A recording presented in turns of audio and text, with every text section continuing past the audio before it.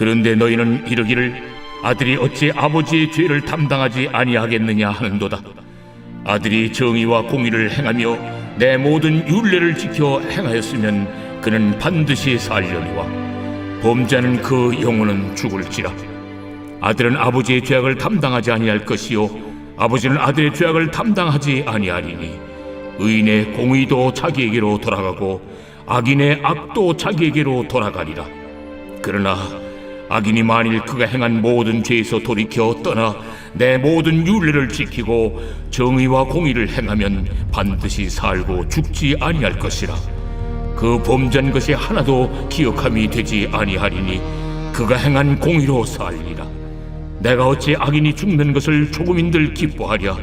그가 돌이켜 그 길에서 떠나 사는 것을 어찌 기뻐하지 아니하겠느냐. 만일 의인이 돌이켜 그 공의에서 떠나 범죄하고 악인이 행하는 모든 가증한 일대로 행하면 살겠느냐. 그가 행한 공의로운 일은 하나도 기억함이 되지 아니하리니 그가 그 범한 허물과 그 지은 죄로 죽으리라. 그런데 너희는 이르기를 주의 길이 공평하지 아니하다 하는도다. 이스라엘 족속아 들을지어다. 내 길이 어찌 공평하지 아니하냐. 너희 길이 공평하지 아니한 것이 아니냐. 만일 의인이 그 공의를 떠나 죄악을 행하고 그로 말미암아 죽으면 그 행한 죄악으로 말미암아 죽는 것이요 만일 악인이 그 행한 악을 떠나 정의와 공의를 행하면 그 영혼을 보전하리라.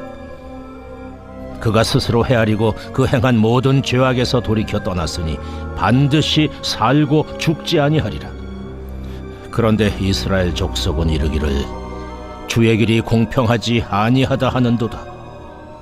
이스라엘 족속아, 나의 길이 어찌 공평하지 아니하냐. 너희 길이 공평하지 아니한 것 아니냐.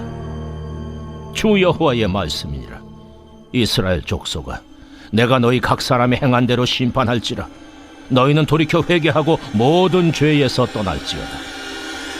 그리한즉 그것이 너희에게 죄악의 걸림돌이 되지 아니하리라. 너희는 너희가 범한 모든 죄악을 버리고 마음과 영을 새롭게 할지어다. 이스라엘 족속아, 너희가 어찌하여 죽고자 하느냐. 주 여호와의 말씀이니라.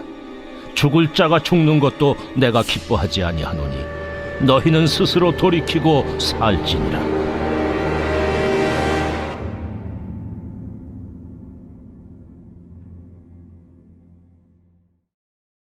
안녕하십니까. 큰숲교회 성도 여러분, 10월 5일 큰숲 매일 말씀 시작하겠습니다. 오늘 말씀은 에스겔서 18장 19절로 32절 말씀입니다. 오늘 말씀을 보신다면 하나님께서 에스겔을 통하여서 이 이스라엘 백성에게 죄의 유전성에 대해서 말하고 있죠. 어제 큐티 본문을 여러분 살펴보시면 알지겠지만 이스라엘 속담에 이런 속담이 있었습니다. 그것이 어떤 속담이냐면 아버지가 신 포도를 먹어서 그 아들의 이가 시다 라는 그런 속담이 있었다고 합니다. 이게 무슨 의미냐면 그 아버지가 신 포도, 즉 죄를 지었은 즉 그 아들의 이빨이 죄의 이빨이 된다. 즉 그 아버지가 죄를 지었기 때문에 그 아들이 그 죄값을 담당해야 한다는 그 이스라엘상의 율법, 또 이스라엘상의 속담, 또 이스라엘 백성의 어떤 그런 사유 구조가 있었던 것 같습니다. 하지만 하나님은 에스겔을 통해서 그게 아니다라고 오늘 본문에 말하고 있는 것이죠. 이 부분을 한번 생각해 본다면 물론 그렇습니다. 가계에 흐르는 저주가 있죠.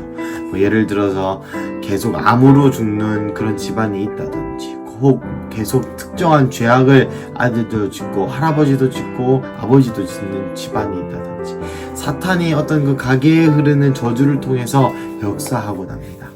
하지만 그 가계에 흐르는 저주도 결국 그 스스로가 받아들였다고 볼 수 있죠. 가계에 흐르는 저주 때문에 살인을 저질렀고, 가계에 흐르는 저주 때문에 간음을 저질렀고, 가계에 흐르는 저주 때문에 재정적인 부도덕함이 있다는 것은 결코 변명거리가 될 수 없습니다. 결국 가계에 흐르는 저주를 끊냐 끊지 못하나도 결국 개인의 삶에 달려있는 것이죠. 오늘 본문이 말씀하고 있는 것처럼 스스로 돌이켜서 사는지 살지 못하는지는 개인의 선택, 개인과의 주님의 관계에 있다는 것입니다. 저는 이 구절을 읽으면서 또 제가 이제 곧 아이가 내년 4월에 태어나는데 첫 번째로 들었던 마음은 우리 가게에 흐르는 저주, 또 저 안에 있는 많은 안 좋은 것, 제가 먹은 신 포도주로 인하여서 아이의 이가 시게 나오지 않도록, 즉 저의 죄 때문에 말미암아서 아들도 똑같은 죄를 짓게 하는 그런 우를 범하지 않고 싶다, 그런 마음이 먼저 들었고요. 둘째는 또 저 또한 개인의 어떤 상황과 어떤 집안과 어떤 다른 외부적 요인에 내 죄를 정당화하지 말아야겠다는 그런 묵상을 했습니다. 여러분, 그렇습니다. 죄는 언제 어디서나 항상 오롯이 자기의 잘못이며 어떠한 것도 변명할 수 없는 것입니다. 이래서 그랬다, 저래서 그랬다. 제가 많은 상담과 또 많은 청소년들과 이야기를 하는 중에 그런 이야기를 많이 듣습니다.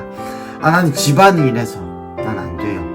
내 상황이 이랬어요. 어렸을 때 왕따를 당했어요. 어렸을 때 아버지로부터, 형으로부터 구타를 당했어요. 우리 집안은 편부모예요. 또 등등등 많은 집안에 안 좋은, 또 그럴 수밖에 없었던, 아버지가 나를 사랑해 주지 않았기 때문에 내가 탈선할 수밖에 없었어요.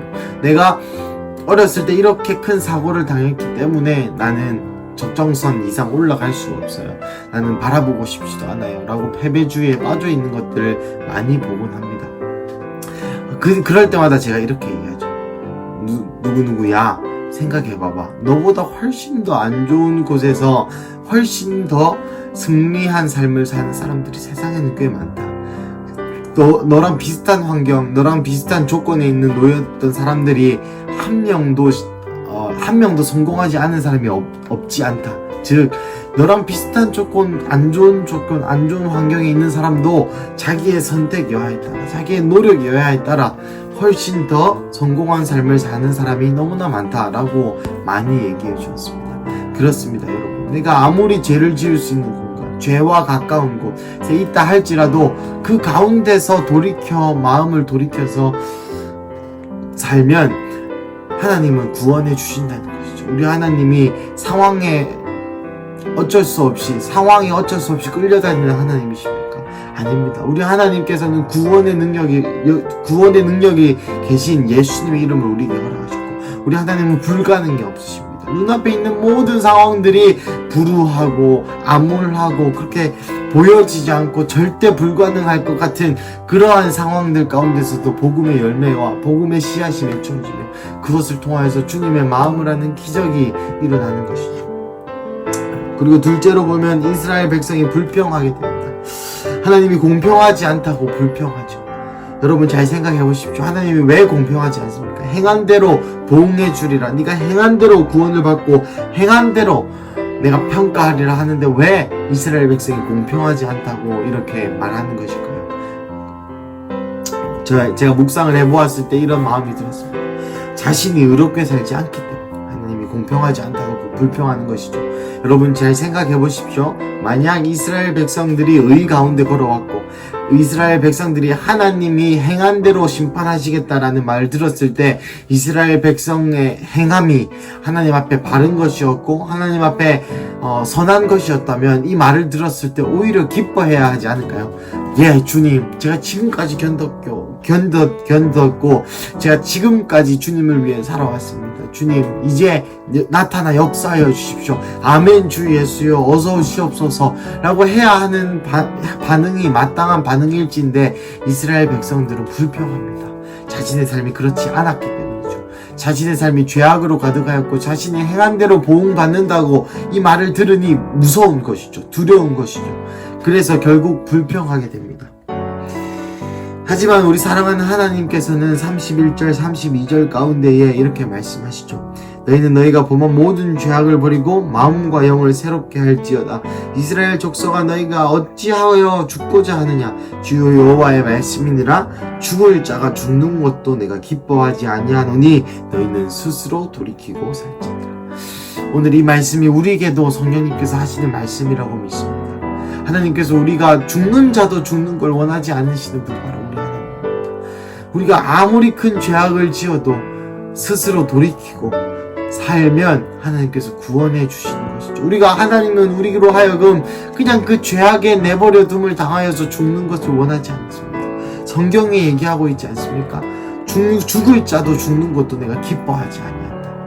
오늘의 이 말씀을 우리 마음에 큰 경종으로 받아들이시고 우리 마음 안에 깊이 내면화시키셔서 오늘 하루 가운데 또 주님의 그 은혜 가운데에 정말 내가 스스로 돌이켜야 될 부분들이 없는지, 범한 모든 죄악을 버리고 마음과 영을 새롭게 할 부분이 없는지 체크해 보시는 하루 되시기를 예수님의 이름으로 축복드립니다. 기도하시겠습니다. 하나님, 이 시간 기도합니다. 기도하는 것은 매일마다 에스겔서를 통하여서 우리에게 새로운 은혜, 새로운 기회를 주심에 주님 감사드립니다. 우리는 매일 무너지고 매일 주님을 배신하고 매일 돌아서지만 주님 매일 두들겨 주시고 매일 노크하여 주시고 매일 이 희망의 말씀을 나누어 주셔서 주님 다시 한번 감사드립니다. 주님 다시 한번 나의 마음의 모든 죄악을 벗어버리고 예수님이 노크하시는 그 소리가 들려서 내 마음이 반응하고, 또한 오늘 말씀의 본문처럼 제가 돌이켜서 사는, 내가 스스로 돌이켜서 살 수 있는 그러한 능력, 그러한 힘, 그러한 은혜를 허락하여 주시옵소서. 주님 감사합니다. 죽을 자도 죽는 것을 기뻐하지 아니한다고 말씀하여 주신 주님, 오늘 내 생명이 죽는 것이 아니라 산 자의 생명으로, 내 영이 죽어가는 것이 아니라 마음과 몸과 영을 새롭게 해서 새롭게 새 생명으로 살아가는 그런 하루 되게 하여 주시옵소서. 감사합니다. 이 모든 말씀 예수님의 이름으로 기도드렸습니다. 아멘.